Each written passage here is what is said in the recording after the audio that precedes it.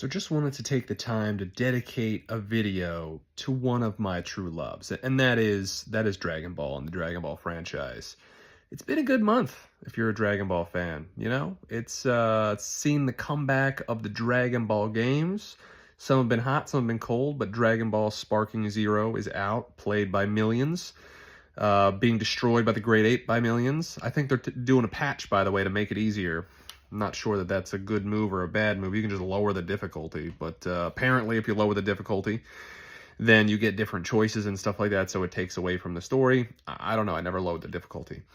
So that came out in October, so that's a fantastic time. And then the return, or the somberly note, of Akira Toriyama's last involvement of the Dragon Ball franchise for Dragon Ball Daima, which means Demon World.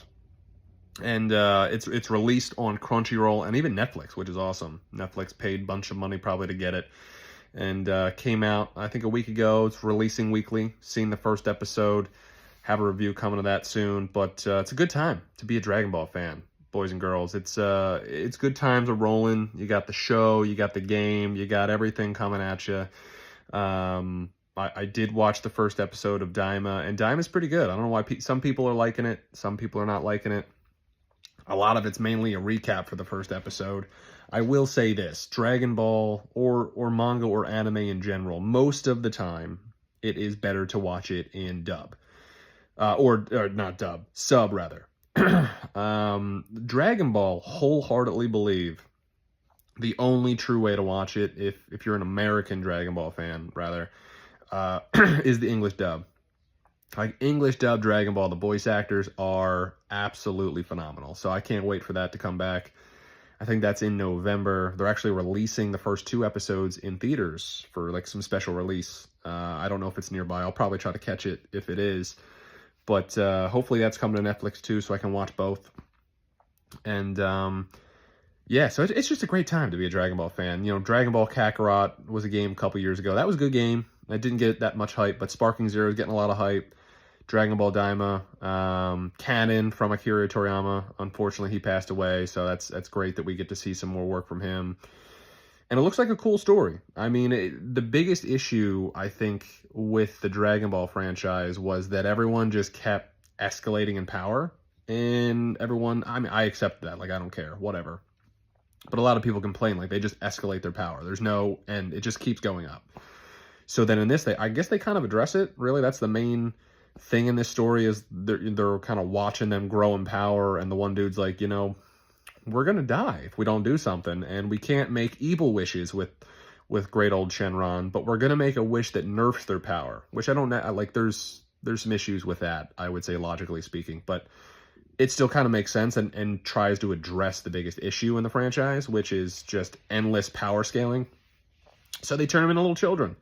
So that'll be neat to see how they do that. Now, I would say, if you've watched the first episode, I'm pretty sure even them as children could murder everybody that is going to be a threat in this demon realm, is my guess. So logically, I'm not sure it makes a whole lot of sense, but I'm excited to watch some more. I'm excited to get the English dub. Now, I think the character of Goku as a child is not the main actor. I think it's Sean Schemmel. As the voice actor of Goku, because they're doing the kid actor of Goku when he was a child for Dragon Ball. So that's returning. That's awesome. But I love Goku's adult voice and adult voice actor. I think he's great. So it's going to be a little bit different than the normal Dragon Ball Z, Dragon Ball Super, but still excited. Still going to be a great show. And Dragon Ball Sparking Zero. Awesome fighting game. Now, the one thing I will say, a lot of people are like, this is the best thing ever, or it's the best game since Budokai Tenkaichi 3. No, people. This is the best Dragon Ball Z game, bar none. I will fight you if you say otherwise. Dragon Ball Z Budokai 3. Not Tenkaichi, not anything else. Dragon Ball Z Budokai 3. PS2. I have Tenkaichi 3 too.